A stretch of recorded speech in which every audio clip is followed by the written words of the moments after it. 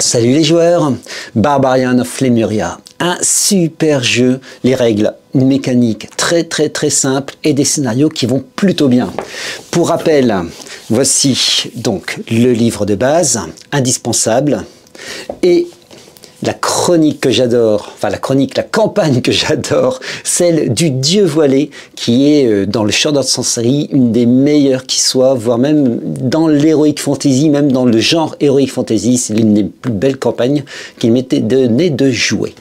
Et bien voilà, est sorti enfin le tome 3 des Chroniques Lumériennes. Je n'ai pas le tome 1, malheureusement, mais là le tome 3 est sorti chez les Duos Sphériques. Qu'est-ce que ça donne? Qu'est-ce que ça vaut? C'est ce que je vous propose de découvrir.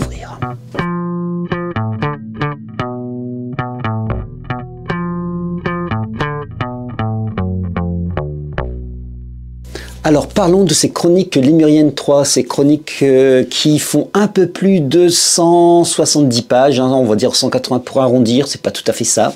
C'est souple comme dans le format de la gamme, donc c'est des formats souples, très joliment illustrés, c'est Emmanuel Rodier, les illustrations sont magnifiques, alors illustration de la couverture qui est sublime, mais aussi illustrations nombreuses, encrayonnées, en noir et blanc aussi, à l'intérieur du livre. Nous retrouvons un système, enfin je veux dire une pagination donc en double colonne, et puis on peut retrouver aussi des pages entières. Voilà, ça c'est pour la mise en page. Il y a quelques plans bien sûr, il y a quelques aides de jeu, il y a aussi dans les plans, il peut y avoir des îles, enfin des villes en 3D isométrique. Ça, nous avons la ville de Parsol, qui est une ville très particulière dont on vous propose une aventure à l'intérieur du livre. Parlons justement du contenu du livre. Eh bien, la couverture ne l'évoque pas forcément, quoique nous avons un bateau et en fait nous allons parler de pirates. C'est une aide de jeu sur les pirates. Donc c'est ce qui démarre le livre. Donc la table des matières, on retrouve les îles du crâne et on va retrouver la ville de Parsol. C'est donc un petit peu de géographie de la Lémurie. Les îles du crâne, on va y... Voilà, la petite carte qui va bien, c'est cette île ici qui effectivement évoque un crâne et avec la mâchoire, l'île des morts, etc. Nous avons le port du Seigneur des mers. C'est une ville dite de taudis, c'est une ville qui sera une ville de liberté aussi, une ville pirate. Oui, mais il y a peu de pages pour expliquer cette fraternité de pirates et pour expliquer cette ambiance. Il y a néanmoins, par exemple, une obole pour Shazadion et avec un bassin dans ce temple. Et ce temple assez particulier, il y a un bassin donc avec la possibilité d'y déposer son navire, enfin plutôt l'obligation d'y déposer son navire en modèle réduit. Et dit-on que si son navire coule, c'est mauvais présage, s'il disparaît, c'est mauvais présage, etc. Peut-être la main de quelques prêtres peut accélérer les choses. En tout cas, beaucoup de superstitions et l'origine de quelques graines de scénario, bien entendu, vous vous en doutez. Donc la ville, enfin plutôt devrais-je dire cette ambiance pirate, on la retrouve, oui, pas beaucoup de pages néanmoins. Moi ce qui m'intéresserait c'est peut-être de coupler cela avec Croqueur d'or qui est sorti chez Posidonia Édition. Et Croqueur d'or c'est une histoire assez particulière puisque vous avez un roman et après on a le jeu de rôle qui est associé. Le roman est très inspirant pour faire une campagne certainement dans l'univers ici de Barbarian of Lemuria. Il n'y a aucun souci pour la transposition. J'ai d'ailleurs réalisé une vidéo il n'y a pas très longtemps sur Croqueur d'or. C'était peut-être l'été dernier quand même.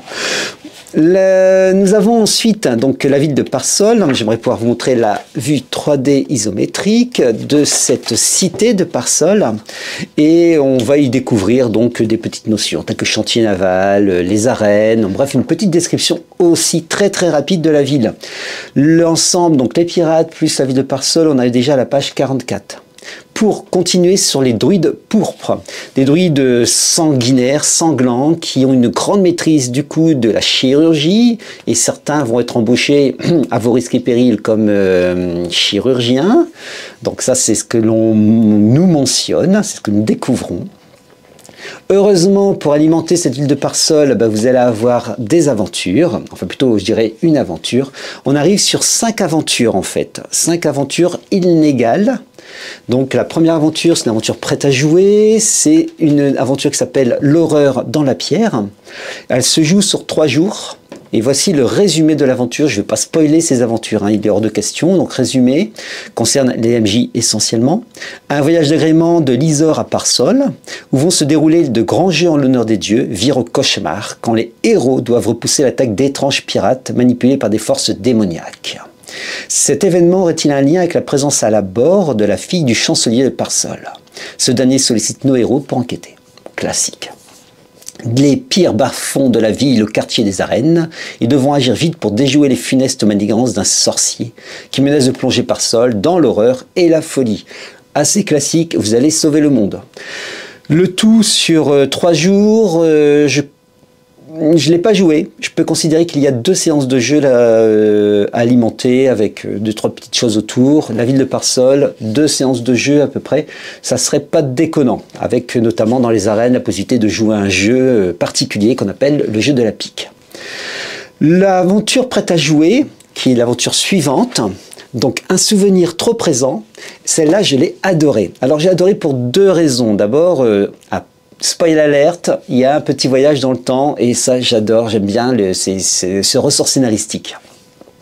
Vous êtes missionné par une vieille dame, la vieille Camon plutôt, non, Camou, excusez-moi, et lui permettre de revoir une dernière fois l'île de son enfance. Sauf que l'île de son enfance, elle la fuit juste avant que l'endroit ne soit ravagé par une terrible explosion volcanique.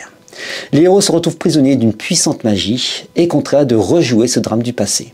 Sauront-ils empêcher le cataclysme, fruit de la colère des hommes dragons qui vivent au cœur du volcan, et par là même sauver l'île et leur propre peau?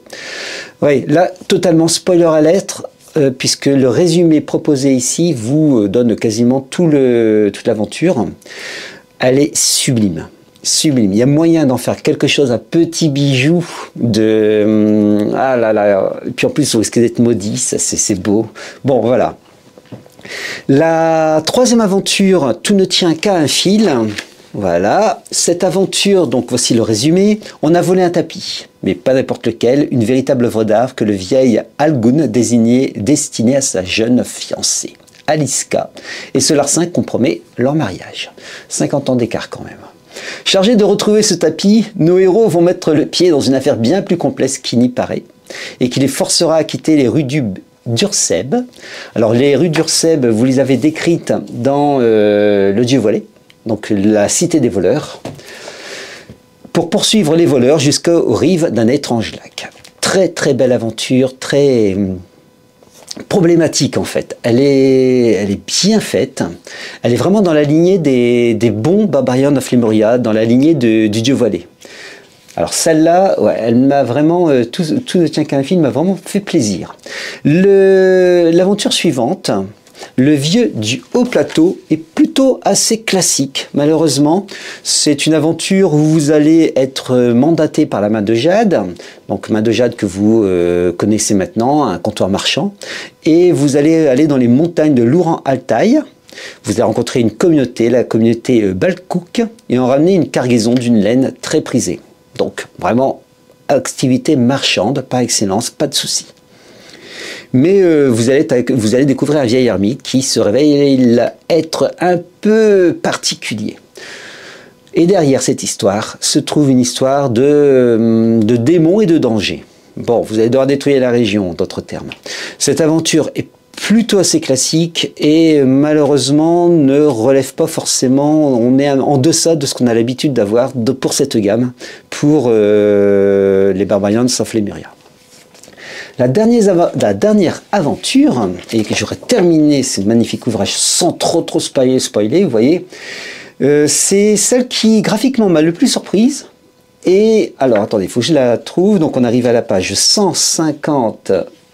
Voilà, 153, pour les beaux yeux d'Amuritis. Voilà, et ce qui est surprenant, c'est le côté graphique où vous allez avoir des personnages qui sont des personnages anthropomorphes. Et là, c'est bon, ouais, ça m'a un peu déçu en fait. J'aimais beaucoup la charte d'illustration donc de Barbarian of Lemuria et là ça m'a un peu décalé. C'est toujours aussi beau, pas de problème, mais la licence artistique utilisée m'a pas convaincu. Voilà, ça aurait pu être des personnages humains car ce sont des personnages humains que vous allez jouer et avoir ce côté, bon, voilà, animaux sans plus. Alors, particularité aussi de ce scénario, c'est que c'est un one-to-one, c'est-à-dire que vous allez le jouer avec une seule personne autour de votre table. Donc, je ne sais pas comment le jouer, enfin si, je vois très bien comment le jouer, mais je vois pas à quelle occasion véritablement, parce que c'est l'occasion de partager énormément. Donc, à table, il y a souvent 2, 3, 4 joueurs, mais rarement un par un, surtout sur une séance qui est programmée pour durer une bonne soirée. Donc soit vraiment tout le monde vous a fait défaut, un seul malheureux joueur et vous l'attrapez, soit très souvent ce qui se passe c'est qu'on fait un jeu de société dans ce cas-là. Donc bon, l'histoire voilà, je suis un peu dubitatif, l'histoire ne sera pas forcément vraiment utilisée, exploitée, jouée. Et on termine donc par la fin de ce livre avec bien sûr une petite aide de jeu ou pas grand chose. On va retrouver les 2 personnages, donc ici les fiches pour les 2 personnages pour l'aventure one-to-one, j'ai décidément beaucoup de mal. Et on termine, on clôt le livret. Donc du coup maintenant, qu'est-ce qu'on peut penser de ce livre? Eh bien voilà, j'étais emballé par Le Dieu voilé. Ça, c'est clair, c'est une campagne extraordinaire. Je n'arrêterai pas de le dire et de vous dire que c'est un chef-d'œuvre. Ludosphérique ici, dans ce tome 3, nous a fourni donc une chronique lémurienne inégale. On aurait aimé être un peu plus poussé dans le monde, pirate, etc., en avoir un peu plus. Alors bien sûr, on peut faire travailler son imagination, et puis heureusement, personnellement, moi j'ai Croqueur d'or, donc ça va le faire. Mais ouais, j'aurais aimé en avoir plus en fait. Voilà, pas avoir que ce simple résumé de quelques pages. J'aurais vraiment aimé en avoir plus. Et m'en avoir plus sur les druides pourpres, pas forcément. En avoir plus sur la ville de Parsol, bien sûr, oui, tout à fait. Et des scénarios, du coup peut-être même enlever un scénario, hein, le dernier aurait pu totalement disparaître, ça ne m'aurait pas forcément dérangé plus que ça. Les autres scénarios sont inégaux, certains sont des petits bijoux. Voilà, je pense donc à l'histoire de voyage dans le temps et puis l'histoire avec le tapis, j'adore cette histoire. Les 2 autres sont plus classiques, hein, celui qui se passe dans la ville de Parsol et l'avant-dernier, celui qui se passe donc en expédition dans les montagnes, sont beaucoup plus classiques. Et le dernier, bon, dispensable parce que pas forcément très utile. Donc c'est un livre qui plutôt moyen, plutôt devrais-je dire, qui dans une gamme générale serait plutôt bon. Et oui, parce que vraiment, Barbarian of Lemuria, on est un cran au-dessus de ce qui peut se faire classiquement en jeu de rôle. Ça, je vous l'ai déjà mentionné, c'est pour moi des petits chefs-d'œuvre avec un système très bon. Voilà, l'avis sur cette chronique lémurienne, un peu... ouais, pas forcément. C'est un achat qui est indispensable si vous collectionnez Barbarian of Lemuria. C'est pas un achat indispensable par rapport à l'ensemble des scénarios. C'est un achat indispensable si vous ne connaissez pas Barbarian of Lemuria et que vous avez envie d'essayer, parce que là, il y a des scénarios qui sont un cran au-dessus de ce qu'on peut voir d'habitude, il y a au moins 2 scénarios à l'intérieur. Voilà ce que l'on peut juger, voilà ce que l'on peut dire de cet ensemble. J'espère que vous avez peut-être des commentaires à me faire, peut-être me dire je suis entièrement d'accord ou alors pas du tout d'accord. Eh bien, n'hésitez pas, parce que j'ai hâte de découvrir un petit peu vos avis aussi. Allez, il est temps de se dire au revoir. Salut les joueurs!